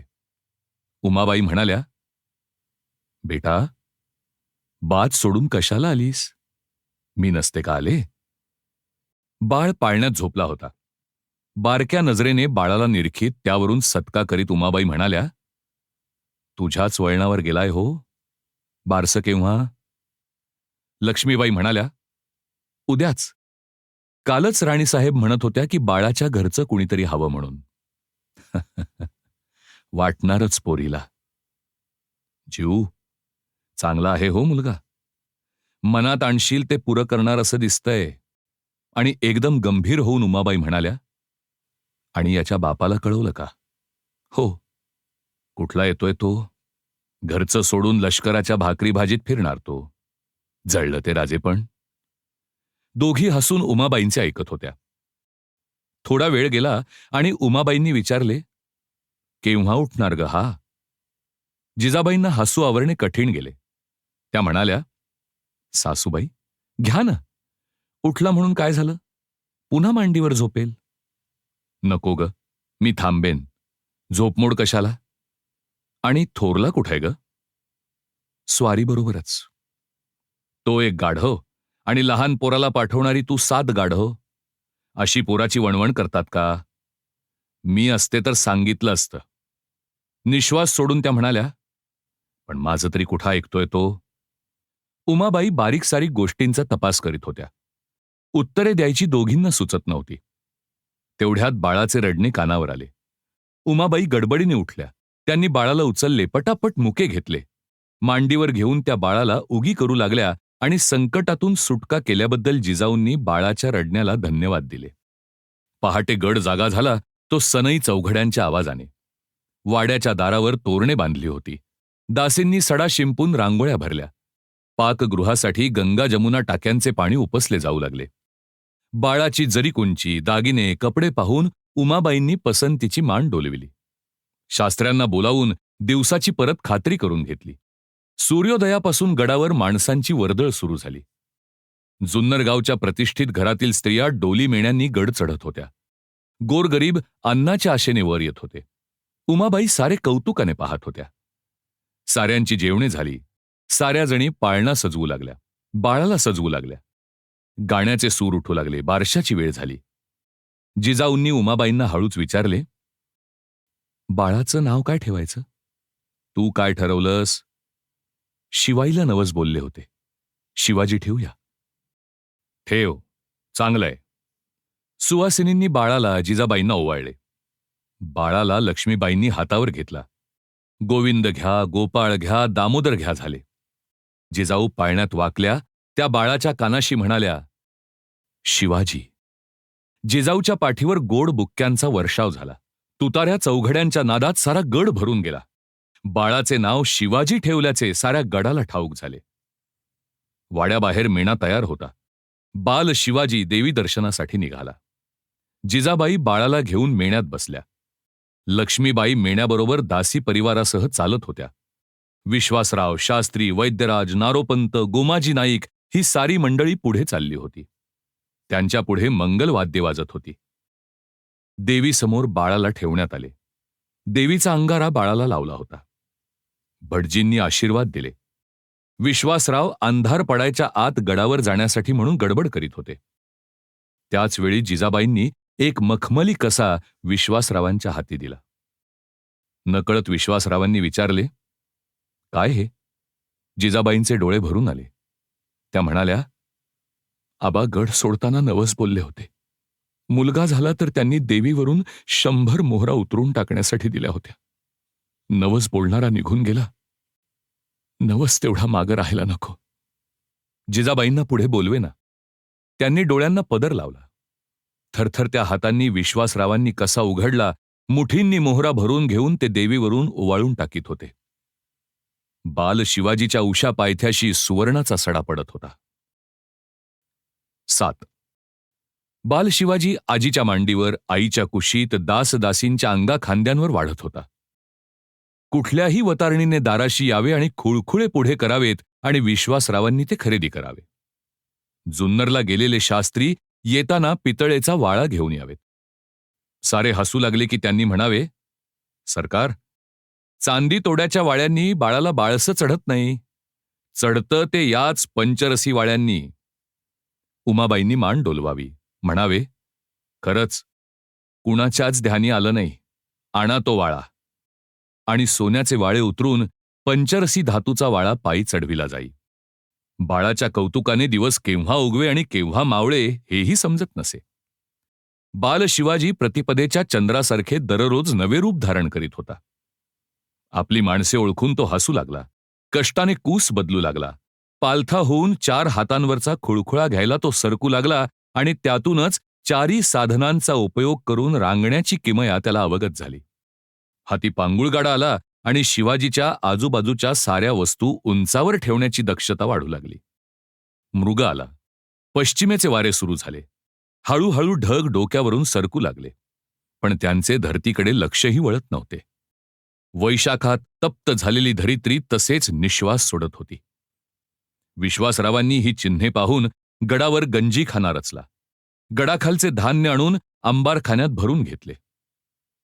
एके दिवशी संध्याकाळी विश्वासराव अचानक जिजाबाईंच्या सदरेकडे आले. जिजाबाईंना वर्दी गेली. विश्वासरावांनी पाहिले तो जिजाबाई कशिदा भरीत होत्या. बाल शिवाजी खेळण्याबरोबर खेळत होता. त्याचे लक्ष विश्वासरावांच्याकडे गेले आणि तो झेपावला. विश्वासराव शिवाजीला उचलीत म्हणाले, राणीसाहेब, बातमी आली आहे की राजेसाहेबांची स्वारी गडाकडे येते. केव्हा? आनंदाने मोहरून जिजाबाईंनी विचारले. कोणत्याही क्षणी ते गडावर येऊन दाखल होतील, तेच कळवायला आलो होतो. विश्वासराव शिवाजीसह वळले. जिजाबाई म्हणाल्या, त्याला इकडे द्या, कपडे बदलते. विश्वासराव शिवाजीला ठेवून बाहेर गेले. वाड्याच्या आतल्या चौकात सदरेखाली चांदीचे घंगाळ पाण्याने भरून ठेवण्यात आले. सदरेवर स्वच्छ बैठक अंथरली गेली. दुसऱ्या चौकाच्या सदरेवर खास बैठक अंथरली होती. गालीचे लोड, तक्के, पानदाने यांनी सदर सजली होती. जिजाबाईंनी गडबडीने कपडे बदलले, दागिने घातले. लक्ष्मीबाई शिवाजीला नटविण्यात गर्क झाल्या होत्या. शिवाजीला तयार करून लक्ष्मीबाई जिजाबाईंना हुडकू लागल्या, पण त्यांचा पत्ता लागेना. त्या जिभेच्या दरवाजाने बाहेर पडल्या आणि त्यांची पावले थांबली. जिजाबाई तटाजवळ उभ्या राहून पाहत होत्या. पाठीवर पडलेल्या सूर्यकिरणात जरी वस्त्र चमकत होते. वाऱ्याने पदर उडत होता. जिजाऊंची नजर तटाखाली लागली होती. अलगद पावलांनी लक्ष्मीबाई तटाजवळ गेल्या. जवळ येईपर्यंत त्यांचा सफळ जिजाबाईंना लागला नाही. दचकून त्या वळल्या. तुम्ही होय? काय भ्याले मी. हुडकलं, कुठं दिसला नाही. सहज आले, उभी राहिले. चला जाऊ. नको, इथंच सहज राहू, लक्ष्मीबाई हसत म्हणाल्या. एवढ्या लवकर वाड्यात जायचं तरी काय कारण आहे? भारीच छळता बाई तुम्ही, तटाच्या कट्ट्यावर बसत जिजाबाई म्हणाल्या. दोघी तटाखालचा प्रदेश न्याहाळीत होत्या. अवर्षणामुळे सारा प्रदेश शुष्क वाटत होता. थोडा वेळ झाला आणि जिजाबाई पदर सावरून उभ्या राहिल्या. का उठता म्हणून लक्ष्मीबाईंनी विचारताच त्यांनी बोट दाखविले. दूर अंतरावर धूळ उडत होती. तो लोट क्षणाक्षणाला नजीक येत होता. घोडी दिसू लागली. अश्वपथके दृष्टीपथात आली. गडाला वळसा देऊन अश्वपथके भरधाव वेगाने जुन्नरकडे जात होती. टापांचा आवाज कानांवर येत होता. लक्ष्मीबाई? काय? काही नाही. उगीच चिडवाल. सांगा ना. नाही चिडवायची. वचन. आपण मावळतीकडे जाऊया. समजलं. चला ना, तलावाच्या पलीकडे जाऊ. वाड्यासमोरच्या तलावाच्या तटाकडे दोघी गेल्या. जिजाबाईंनी पाहिले, घोडी जुन्नरमध्ये शिरत होती. पाहता पाहता जुन्नरमधून घोडी बाहेर पडून गडाकडे येऊ लागली. लक्ष्मीबाईंनी विचारले, राणीसाहेब, सामोरे गडाखाली जायचं की वाड्यात जायचं? पुरे झालं बाई, चला. दोघी वाड्यात परतल्या. गडाच्या परवानगीच्या दरवाजावर नगारा वाजला. सदरेत विश्वासराव पागोटे चढवून उभे होते. नारो त्रिमळ, पंत वगैरे मंडळी पोशाख करून अदबीने उभी होती. दुसऱ्या दरवाजाची नौबत ऐकू आली आणि विश्वासराव सर्वांसह शहाजीराजांना सामोरे गेले. गंगा जमुना टाक्यांजवळ शहाजीराजांची गाठ पडली. साऱ्यांच्या कमरा लवल्या, मुजरे झडले. स्मितवदनाने शहाजीराजे विश्वासरावांना मिठी मारते झाले. विश्वासराव म्हणाले, उडती बातमी आली होती त्यामुळे गडाखाली आलो नाही, क्षमा असावी. व्याह्यांनी असं परकेपणाचं बोलणं आम्हाला आवडत नाही. काय नाईक, सर्व ठीक ना? जी. सारे वाड्यात आले. सेवकांची गडबड उडाली. शहाजीराजांनी हातपाय धुतले. बरोबरच्या मातबर माणसांनीही हातपाय धुतले. सारे सदरेच्या बैठकीवर बसले. विश्वासरावांनी विचारले, वाटेत तकलीफ तर नाही ना झाली? राजे मनापासून हसले. म्हणाले, विश्वासराव, घोडदौड आणि पळापळ इतकी सवयीची झालीये की रात्री देखील आम्ही घोड्यावरच स्वार असतो. सारे हसले. हसता हसता थांबले. आतल्या दारातून शिवाजी रांगत बाहेर आला. साऱ्यांची नजर त्या गोंडस बाळाकडे वळली होती. शिवाजीकडे पाहत राजे म्हणाले, छोटे राजे या, तुम्हालाच पाहायला आम्ही आलो होतो. शिवाजीने एकवार साऱ्यांच्याकडे पाहिले. त्याच्या चेहऱ्यावर हास्य विलसले आणि झेप घेत तो शहाजीराजांकडे धावला.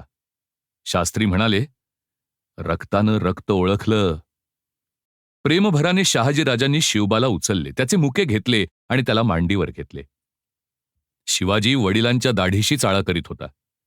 विश्वासराव हसून म्हणाले, आपल्या दाढीला हात घालणारा पहिलाच वीर पाहिला. नाही, हा दुसरा. पण आमचा असा समज आहे की छोटे राजे आले आज्ञापत्रक घेऊन. आज्ञापत्रक? आम्ही आत जाऊन येतो. शहाजीराजे उठले. शिवाजीला घेऊन आतल्या चौकात गेले. जिजाबाईंच्याकडे पाहत शहाजीराजे म्हणाले, आम्हाला पाहता झेपावला. धीटच आहे.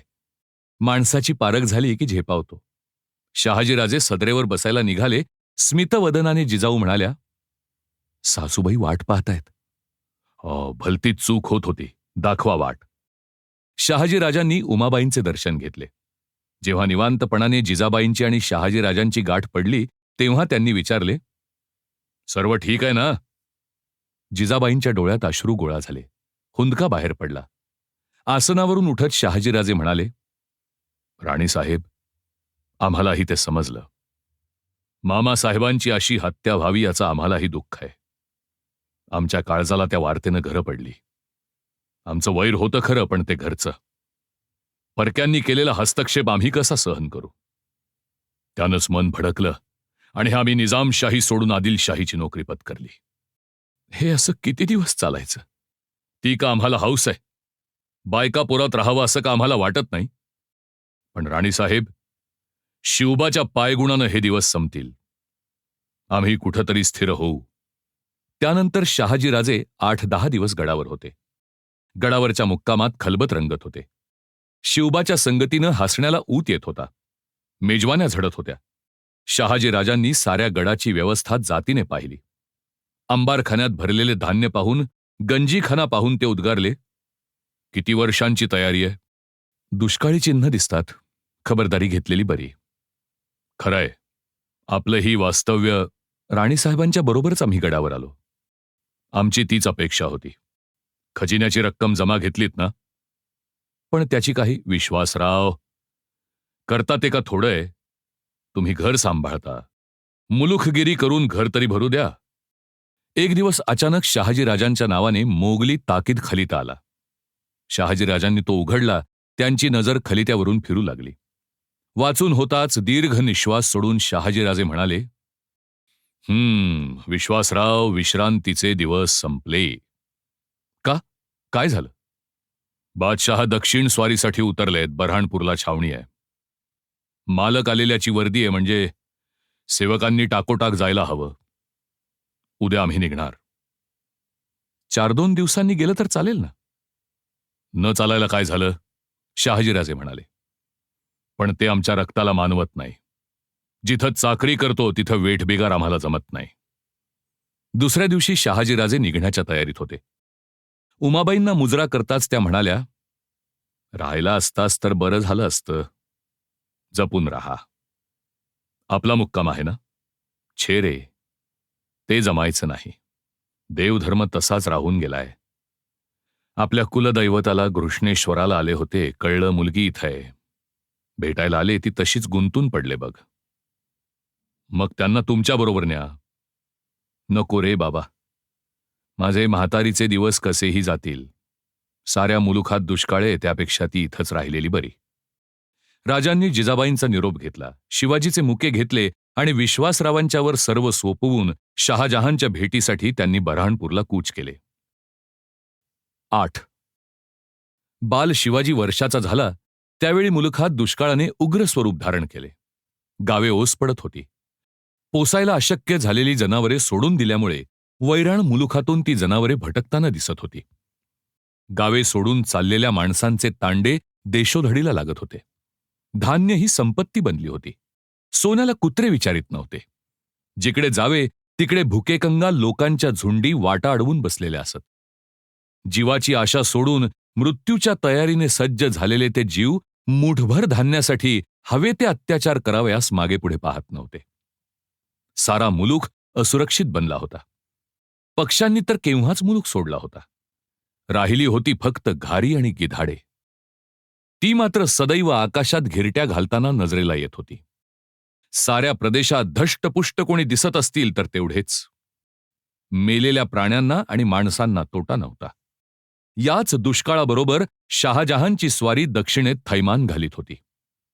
दुष्काळातून तग धरून राहिलेल्या उरल्यासुरल्या वस्त्या मोगलाईच्या स्वारीखाली बेचिराख होत होत्या. सारा मुलूक 2 वर्षात बेचिराख झाला. विश्वासरावांनी गडाचा कडेकोट बंदोबस्त ठेविला होता. गडाचे दरवाजे सदैव बंद असत. आत येणाऱ्या माणसाची कसून चौकशी झाल्याखेरीज त्याला आत सोडले जात नव्हते. गडाची इतर टाकी केव्हाच कोरडी झाली होती. गंगा जमुना अर्ध्या राहिल्या होत्या. पाण्याचा वापर कसोशीने होत होता. अंबारखाना आणि गंजीखाना जीव मोलाने राखला जात होता. शिवाजी 2 वर्षांचा झाला. त्याचा वाढदिवस गडाच्या थंडीत साजरा झाला. थंडी संपली, उन्हाळा आला. सारे पावसाची प्रतीक्षा करीत होते. मनातून देवाला नवस बोलत होते. एके दिवशी 2 प्रहरी पूर्वेला ढगांची कनात धरली गेली. वारा मंदावता मंदावता थांबला. कनात आकाशात चढत होती, काळी भोर. लख्खन वीज चमकली आणि मंद गडगडाट घुमला. बाल शिवाजीसह सारे तटाकडे उभे राहून त्या ढगांच्याकडे पाहत होते. एक चक्रीवादळ धुळीचा भोवरा खेळवीत माळवदातून निघून गेले. पूर्वेचा गार वारा सुटला. शिवाजीने विचारले, पाऊस आला? होय राजा, आलाच तो. पुन्हा वीज चमकली. आसमंत त्या आवाजात कडाडून गेले. शिवाजी आईला बिलगला. जिजाबाई शिवाजीला घेऊन आत गेल्या. पावसाचा पडदा अदब बजावीत पुढे येत होता. ताड ताड गारा पडू लागल्या. तटाखालचे सारे वाड्यात आश्रयाला धावले. गारा फुटून उडत होत्या. शिवाजी त्या वेचण्यासाठी सदरेत धावत होता. गारांपाठोपाठ पाऊस कोसळायला लागला. सारी गटारे तुडुंब भरून वाहू लागली. सगळ्या वाडाभर गळत्या झाल्या, पण त्याचे कुणाला दुःख नव्हते. मातीच्या वासाने सारे वातावरण धुंदावले होते. पाऊस थांबताच सारे वाड्याबाहेर पडले. एका पावसाने धरित्रीचे रूप पार बदलून टाकले होते. पूर्वेला इंद्रधनुष्य पडले होते. शिवाजीने तिकडे बोट दाखवले आणि तो म्हणाला, आई, ते बघ. बाळ, ते इंद्रधनुष्य. शिवाजी पुटपुटला, पण काही जमले नाही. तो लाजला. वळवाचे पाऊस चांगले झालेले पाहताच एक दिवस जिजाबाई विश्वासरावांना म्हणाल्या, संकट टळलं. चालू साली मनाजोगा पाऊस पडेल. असं दिसतं खरं. पाऊस नव्हता तो पाऊस आला. आता कशात अडलं? राणीसाहेब, पाऊस पडला पण गावं ओस पडली. तिथं जमिनी कसणार कोण? कोण म्हणजे? जे आहेत ते. जुन्नरची उरली निम्मी वस्ती गडावरच आहे. मग गड खाली करूया. आ आ काय? मुलूक सोडून गेलेली माणसं परत आपल्या घरी येईपर्यंत त्यांची जमीन, घरदारं यांचे तुम्हीच जबाबदार. आपण सगळे खाली जाऊ. तेवढी शेती पेरून घेऊ. साऱ्या गडावर उत्साह संचारला. शाही मेणे गडाखाली उतरले. जुन्नरचा वाडा गजबजून गेला. गावाच्या घरांवरून उगवलेले, जागच्या जागी वाळलेले गवत पाहून जिजाबाईंचे डोळे पाण्याने भरून आले. जनावरं हाताशी होती तेवढी गोळा करण्यात आली. गडावरचा लोहार, जो आजवर अस्सल हत्यारे तयार करीत होता, तो नांगरांचे फाळ बसवू लागला. सुतार शाळेत कुळव, दिंडोरी तयार होऊ लागली आणि एके दिवशी सुमुहूर्तावर भूमिपूजन करून नांगरट सुरू झाली. उन्हावलेली माती फुलून जमिनीवर आली. पावसाच्या पाण्याने कुकडी नदी भरून गेली. हंगाम पाहून पेरण्या झाल्या. शिवारावर हिरवी कळा दिसू लागली. डोंगरचे रान गर्द पालवीने परत एकदा सजले. लेण्याद्रीतून आणि आजूबाजूच्या डोंगर कपारीतून दुधाचे प्रवाह झिरपू लागले. दुष्काळात परागंदा झालेली माणसे आशेने परत गावी येत होती. उभारलेल्या शिवाराने आनंदून कष्टात सामील होत होती. विश्वासराव वाड्याबाहेर पडले की हट्टाने शिवाजी त्यांच्याबरोबर असे. उन्हातून पावसातून तो विश्वासरावांच्या पुढे बसून घोड्यावरून फिरत असे. वाढती पिके कौतुकाने पाहत असे. जिजाबाई म्हणत, हा कुणबावा होणार वाटतं. मग त्यात काय बिघडलं? आमच्यासारखे मालक सगळ्यांनाच मिळतात, पण शेतकरी मालक मिळणं कठीण. जिजाबाई समाधानाने हसल्या. मुलूक जरा स्थिर झालेला पाहताच उमाबाई जायला निघाल्या. जिजाऊंना बरोबर चढण्याचा त्यांनी खूप आग्रह केला, पण जिजाबाई तयार झाल्या नाहीत. त्या म्हणाल्या, सासूबाई, मला काही इथं राहण्याची हौस आहे, पण स्वारींचं सांगणं झाल्याखेरीज मी कशी हालू? उमाबाई काही बोलल्या नाहीत. जिजाऊ शिवाजींना आशीर्वाद देऊन एके दिवशी त्या वेरूळला निघून गेल्या. वर्षभरात परत जिजाबाई गडावर आल्या. मोगलांची नोकरी सोडून शहाजीराजांनी निजामशाही उभी करण्याचा प्रयत्न केला. मोगलांनी दौलताबाद घेतले तरी शहाजीराजे हताश झाले नाहीत. त्यांनी नव्या शहाला माहुलीवर नेऊन ठेविले. विजापूरकर आणि मोगल एक झाले. या दोन प्रचंड शाह्यांशी मुकाबला करणे इतके सोपे नव्हते. निजामशाहीचा अस्त झाला. शहाजीराजांनी स्वतः फौज उभारली आणि मोगलांशी सामना दिला. एका जहागीरदाराने नवा बंडावा उभारून मोगली सत्तेला तोंड देणारे असे उदाहरण विरळा. 2 वर्षात प्रबळ मोगली सत्तेने शहाजीराजांचा बंडावा मोडून काढला आणि नाईलाजाने शहाजीराजांनी विजापूरकरांची नोकरी पत्करली. यात 6 वर्षांचा काल निघून गेला. 6 वर्षांच्या दीर्घ कालानंतर शहाजीराजांना स्वस्थता, स्थैर्य प्राप्त झाले. या मधल्या काळात शिवाजी शिवनेरीवर मोठा होत होता. तट्टावरून रपेटी करीत होता. लेण्याद्री आणि आजूबाजूचा मुलूक त्याच्या नजरेखालून जात होता. शास्त्रीबुवांनी त्याला अक्षरांची ओळख करून दिली होती. 7 वर्षे गेली आणि विजापूरहून खलिता आला. खलित्याबरोबर घोडदळ होते, शाही मेणे होते, काबाडीचे बैल होते. जिजाबाईंनी खलिता उघडला. शहाजीराजांना पुण्याची जहागीर मिळाली होती. त्यांचा अत्यंत विश्वासू, चौकस आणि शहाणा माणूस दादोजी कोंडदेव त्यांनी पाठविला होता. दादोजींच्या बरोबर पुण्याला हलण्याची आज्ञा होती. जिजाबाईंनी दादोजींना बोलावणे पाठविले. दादोजींनी सदरेवर येऊन मुजरा केला. वार्धक्याकडे नुकतेच झुकलेले गौर कांतीचे दादोजी उभे होते. मस्तकी पागोटे, अंगात अंगरखा आणि पायी तलम धोतर होते. रुंद कपाळ आणि तीक्ष्ण नजर त्यांचा दरारा वाढवीत होती. जिजाबाईंनी वाकून नमस्कार केला. शिवबांना त्या म्हणाल्या, राजे, दादोजींना मुजरा करा. शिवाजीराजांनी मुजरा केला. दादोजी म्हणाले, राणीसाहेब, आम्ही मुजरा करायचा, राजांनी नव्हे. इतरात आणि आपल्यात फरक आहे. आम्हाला का ते कळत नाही? आमची जबाबदारी उचलण्यासाठी इकडून ज्यांना पाठविण्यात आलं ते का कमी विश्वासाचे असतील? राणीसाहेब, केव्हा निघायचं? आपण म्हणाल तेव्हा. सध्या स्वारी कुठे आहे? राजे कर्नाटकाच्या मोहिमेत गुंतले आहेत. ते मोकळे असते तर तेच आले असते. शेवटी ज्यांनी आपली जहागीर जाळली त्यांच्याच पदरी नोकरी करायची पाळी आली ना. राणीसाहेब, राजकारण एकपदरी नसतं, ते अनेक पदरी असतं. राजकारण येणाऱ्या प्रसंगाबरोबर बदलत असतं. ज्या मुरार जगदेवानं पुणं जाळलं, त्याच मुरार जगदेवाबरोबर राजांचं एवढं सख्य वाढलं की नांगर गावाला महाराज जगदेव यांची तुला शहाजीराजांच्या देखरेखीनं पार पडली. नांगरगावचं तुळापूर झालं. राजकारणाचे परत डाव फिरले, फासे उलटे पडले आणि मुरार जगदेव आदिलशहांच्या अवकृपेला बळी पडले. त्यांचा अत्यंत क्रूरतेनं वध झाला. आणि स्वारी, राजांचं आदिलशाही जेवढं वजन आहे तेवढं कुणाचंच नाही. राजांना 12,000ची मनसब आहे. राजा ही किताबत आहे. पुणे सुप्याची जहागीर त्यांच्याकडेच आहे. ऐश्वर्य संपन्न, अधिकार संपन्न राजे बंगळुरात सुखाने वास्तव्य करीत आहेत. आपल्या पराक्रमानं आज कर्नाटक गाजवीत आहेत. 2 दिवसात जिजाबाईंची तयारी झाली.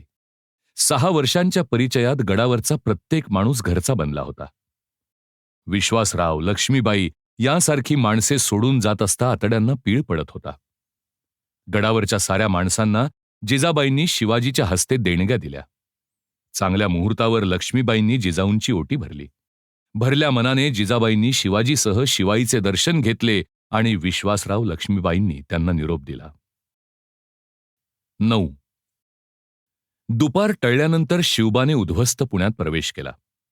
एखाद्या पुरातन शहरात प्रवेश केल्याचा भास होत होता. तटांचे ढासळलेले बुरुज एकेकाळचे वैभव सांगत होते.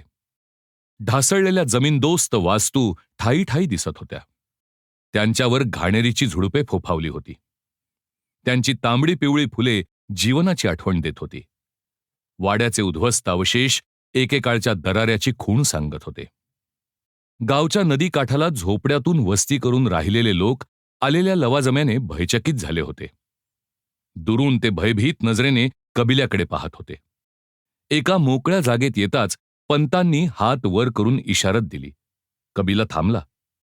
मेण्यातून जिजाबाई उतरल्या. दासी परिवार गोळा झाला. काबाडीच्या बैलांवरून सामान उतरले जाऊ लागले. शिवबा भोवतालच्या ओसाड भग्न वास्तूंवर नजर टाकीत होता. त्याने विचारले, मासाहेब, हेच पुणं? होय. इथं तर आपल्याशिवाय कुणी दिसत नाही. बोलावलं तर सारे येतील. राहायचं कुठं? कुठं आहे वाडा? वाडा हेरून राहायचं नसतं राजे. मोठी माणसं वाडे बांधून राहतात. शामियाना उभारला गेला. भोवताली राहुट्या पडल्या. मुळामुठेच्या संगमावरचे पाणी मावळत्या सूर्यकिरणात प्रकाशमान झाले होते. जहागिरीच्या वारसाने उद्ध्वस्त वास्तूवर प्रथम दिवा लावला होता. दादोजी कोंडदेवांच्या समोर उद्याचे पुणे दिसत होते. दादोजींच्या बरोबर शिवाजी फिरत होता. बुजलेले लोक गोळा झाले होते. एके दिवशी शिवबा धावत आला. मासाहेब, पंतांना देव सापडला. कुठं? नदीजवळ. जिजामाता उठल्या. दासींच्या सह जिजाबाई जात होत्या. शिवबा वाट दाखवित होता. जिजाबाई येत असताना दिसताच सारे अदबीने उभे राहिले, बाजूला झाले. पंतांच्या चेहऱ्यावर कौतुक होते. विटकरांच्या ढिगाऱ्याखाली लपलेला गणेश मोकळा झाला होता. मूर्ती सुंदर होती, अभंग होती. जिजाऊंनी हात जोडले. पंत म्हणाले, मासाहेब, सुरुवात तर चांगली झाली. हो ना पंत, याच जागेवर सुंदर मंदिर बांधा. पंतांनी होकार दिला. ते म्हणाले, पण मासाहेब, अजून वाड्याची जागा नक्की ठरत नाही. वाड्याची जागा देवळाजवळच असू द्या. वाड्याची आखणी झाली. भूमिपूजन होऊन वाड्याच्या जागेवर दादोजी कोंडदेवांनी पहिली कुदळ मारली. दौलतीच्या मालकासाठी एकच वाडा असावा हे दादोजींना मान्य नव्हते. सुरक्षिततेच्या दृष्टीने ते योग्यही नव्हते. त्यांनी खेडबारे खोरे दुसऱ्या वस्तीसाठी निवडले. वाड्यासाठी जागा निवडली. गावठाणाची मर्यादा घातली आणि खेडबाऱ्यात दुसऱ्या वाड्याचे बांधकाम सुरू झाले. परगण्याचे हवालदार म्हणून बापूजी मुदगल नरेकर यांना नेमले. पावसाळा आला तेव्हा पंतांना शिवाजी जिजाबाईंच्या वास्तव्याची चिंता पडली. ती नरेकरांनी दूर केली. त्यांचा खेडबाऱ्यात वाडा होता तो त्यांनी दिला. शिवबा जिजाबाईंसह खेडबाऱ्यात राहू लागला. पंतांच्या बरोबर पुणे खेडबाऱ्यासह त्याच्या खेपा होत होत्या. नवीन उठणारे वाडे, होणाऱ्या वस्त्या तो पाहत होता. शास्त्री बुवांच्याकडे सकाळ संध्याकाळ शिकत होता. सवड मिळाली तर आईला रामायण महाभारत वाचून दाखवित होता. वाडे बांधले जात होते. विहिरी पाणी शोधित उतरत होत्या. पुणे खेडबाऱ्यात शेकडो माणसे या कामात गुंतली होती. मुलुखाचे गवंडी, सुतार 12 बलुतेदार ही वार्ता ऐकून पुणे खेडबाऱ्यात धाव घेत होते, कामाचे गरजू येत होते. खेड पुण्याचे वाडे तयार झाले. विहिरींना मुबलक पाणी लागले. खेडपेक्षाही पुण्याचा वाडा बुलंद देखणा होता. 2 प्रशस्त चौक धरून दिवाण सदर होती, खासे सदर होती. राणी वशाचे महाल होते, कोठी स्वयंपाकघर होते, सुबक देवघर होते. त्याखेरीज पागा गोशाळा होती ती निराळीच. वाड्याच्या वास्तूबरोबर गावठाणातल्या वास्तू उभारल्या जात होत्या.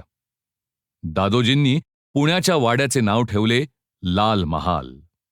लाल महालाला लागूनच होते श्री गजानन मंदिर.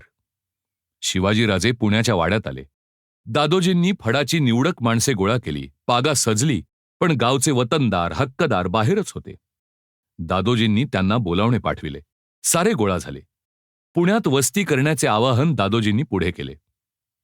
एक पाटील म्हणाले, पंत, तुम्ही म्हणतासा, पण किती डाव गाव मांडायचं आणि मोडायचं. वतन नको हायवय आमासनी, पण कसल्या धीरावर गाव जोडायचा. आम्ही नाही जोडला. सदरेच्या बैठकीवर हे ऐकत बसलेले शिवाजीराजे म्हणाले, तुम्हासनी माणूसबळ हाय धनी. पंत म्हणाले, मोडलेला डाव मांडायला मराठा कधी भ्याला असं मी पाहिलं नाही. पाटील, खरं सांगा. बोलू का? पाटील गलमिशांवरून पालथी मूठ फिरवीत म्हणाले, हाय तिथं सुख न्हाय. पंत, गाव मिळालं तर ते बी साऱ्यासनी पाहिजेच हाय. पण मन घाबरतं. कशाला? देवीच्या मोहरच्या चौकावर पार मारल्या नव. घरटं उठवायला कोण धजल? पंत विचारात पडले. त्यांनी साऱ्यांना निरोप दिला. 4 दिवस पंत गडबडीत होते. एके दिवशी साऱ्यांना परत पाचारण केले. शेकड्यांनी माणसे गोळा झाली. वाड्याच्या दारात वाजंत्रीवाले होते. जिजाऊंनी देवघरात सोन्याचा नांगर पुजला. देवाच्या पाया पडून नांगर उचलला गेला. नांगराबरोबर पंत शिवबा चालत होते.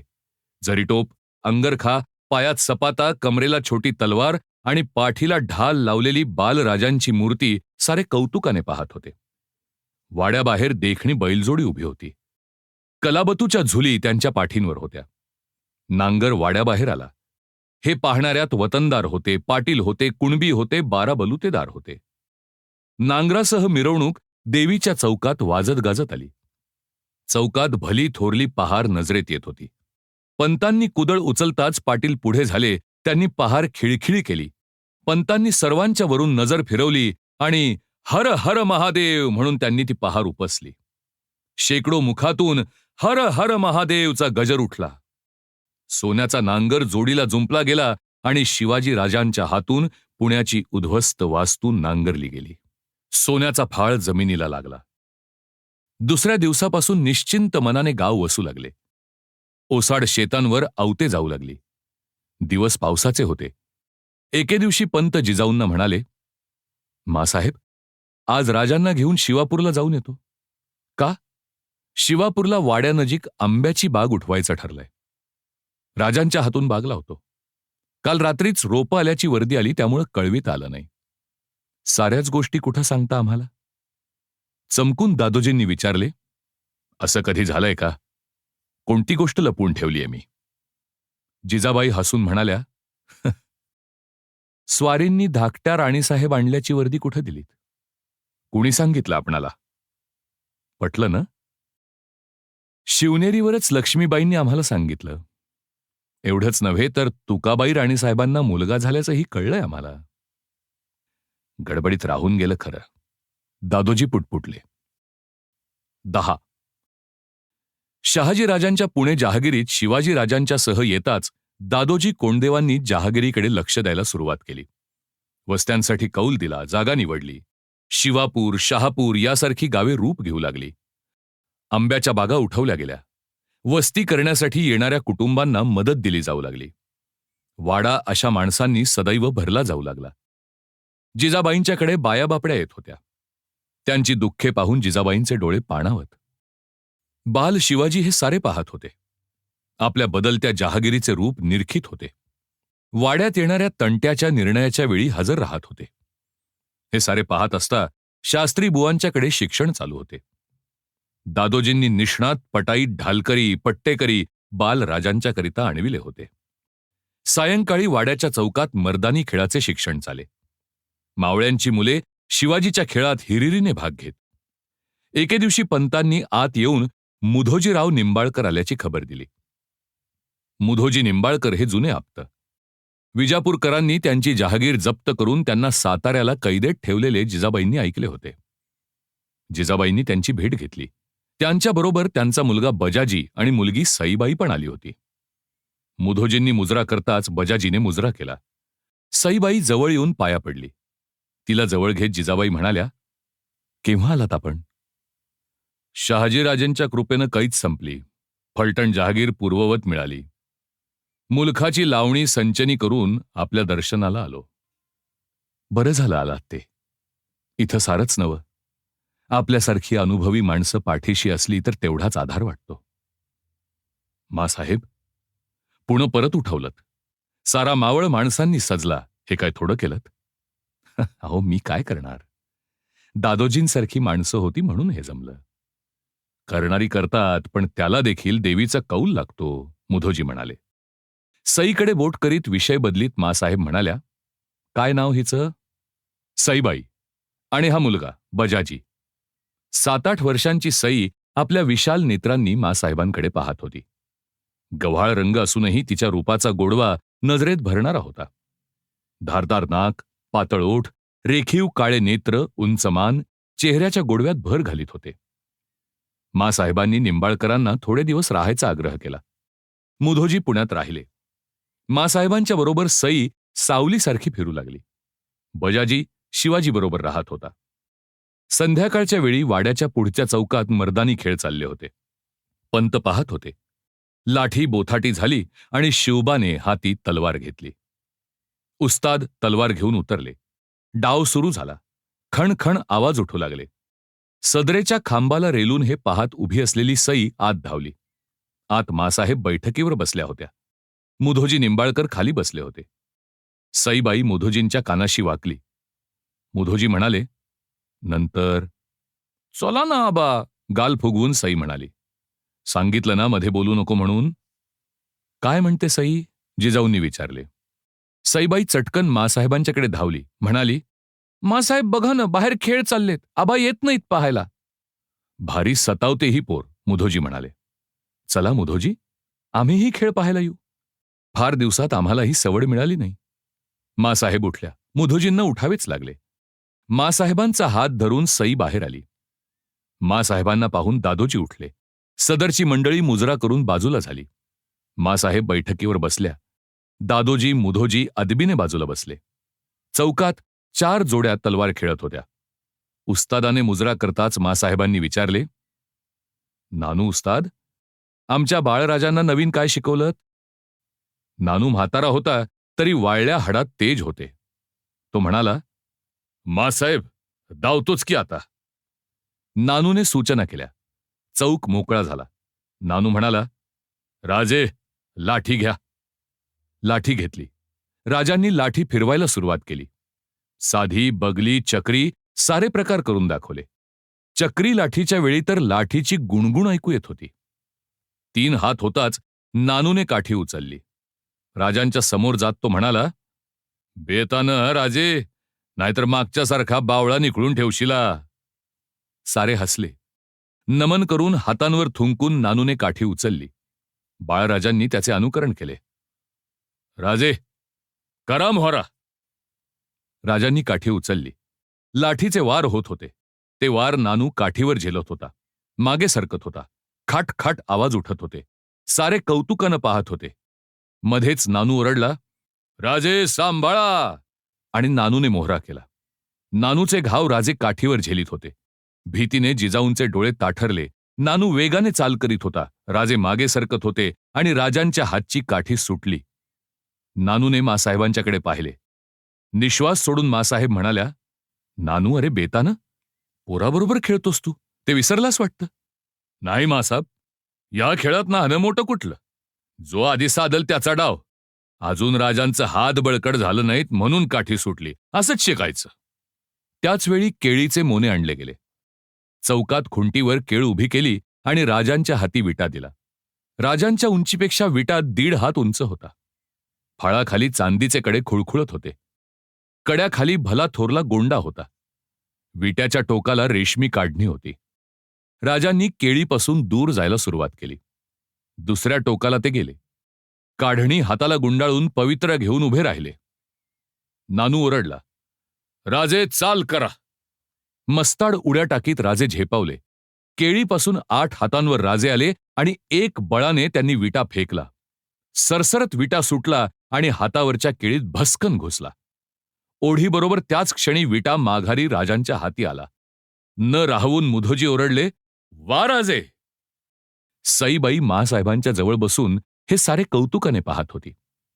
चौकातून केळ हलविली आणि चौकात दुसरे 2 मोने आणले गेले. मासाहेबांच्या बैठकीच्या समोर दोन्ही मोने 8 हातांच्या अंतरावर समांतर लावले गेले. शिवाजीराजांनी दोन्ही हातात पट्टे चढविले. चौकात येऊन त्यांनी पट्ट्याचा पवित्रा घेतला.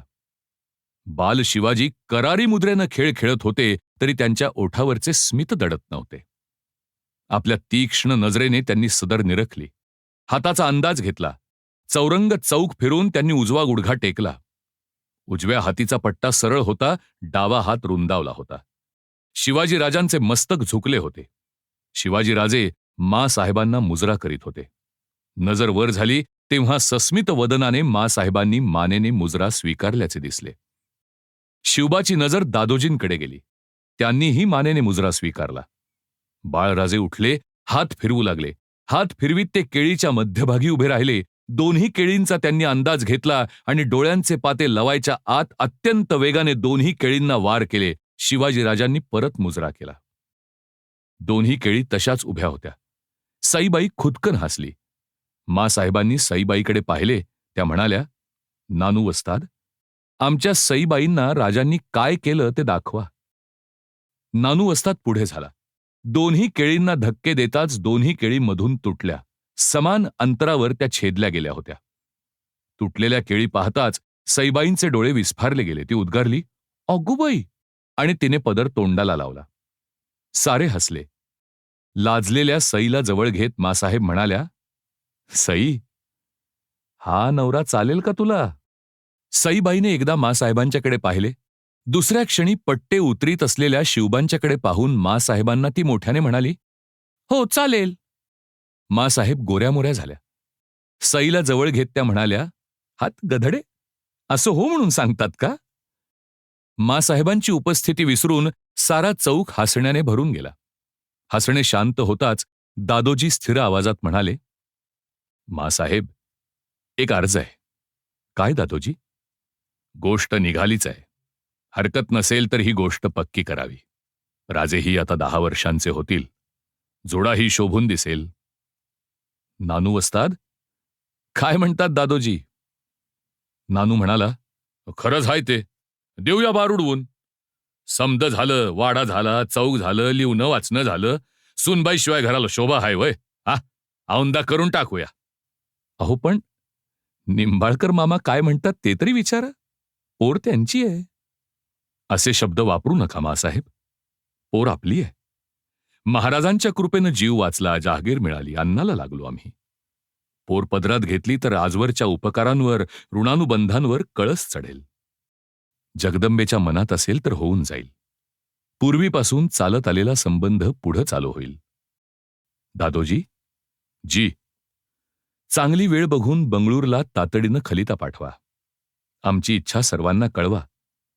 तिकडून होकार आला की आपण हे कार्य पार पाडू. मासाहेब उठल्या. सई म्हणाली, मासाहेब, एवढ्यात जायचं? मासाहेब हसल्या. कौतुकाने तिचा गालगुच्चा घेत म्हणाल्या, एका बैठकीत जेवढं केलंस ते का थोडं झालं? आता उठ बाई, पुष्कळ कामं आहेत. सर्वांचे मुजरे झाले. सईबाईसह मासाहेब आत गेल्या.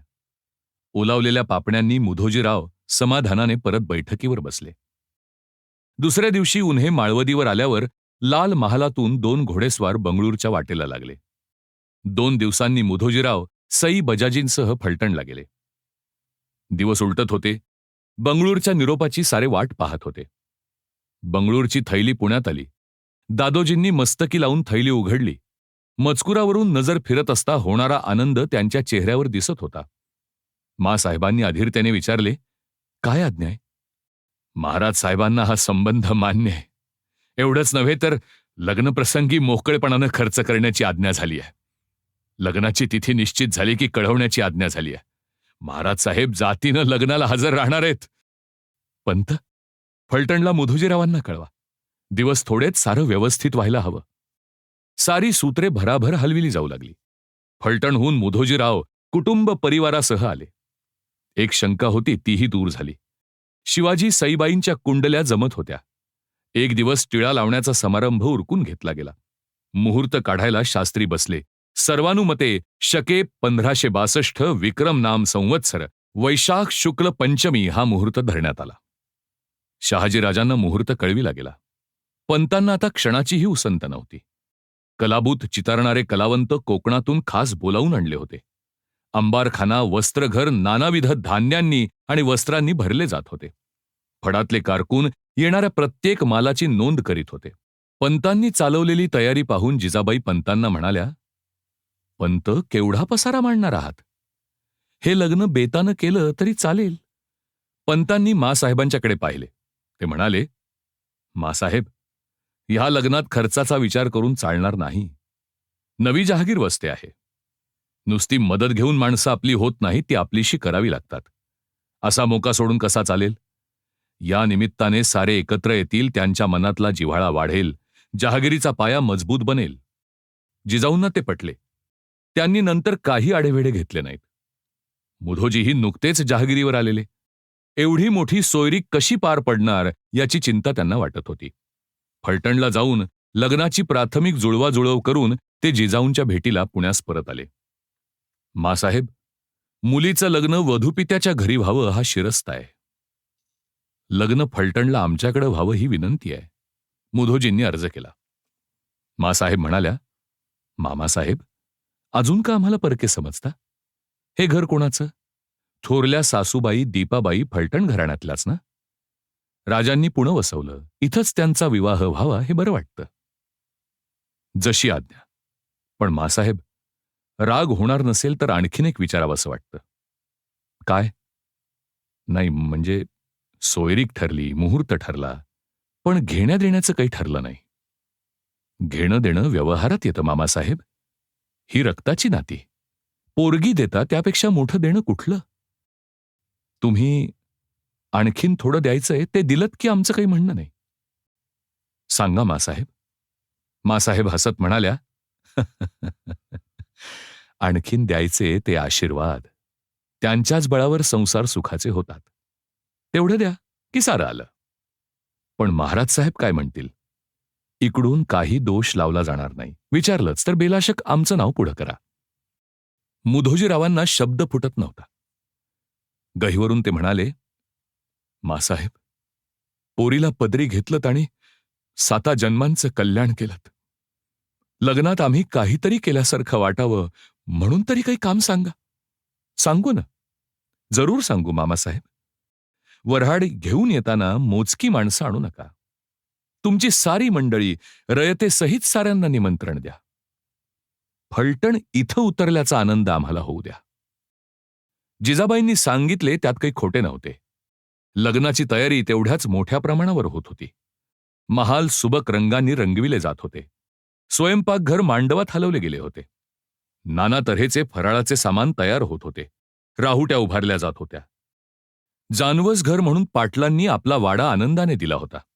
मांडवासाठी वासे, वेळकाठ्या यांचे ढीग रचले जात होते. मांडवाचे कापड, कनाती, पडदे, आडपडदे याबरोबरच हांड्या झुमरांनी काचघर भरले जात होते.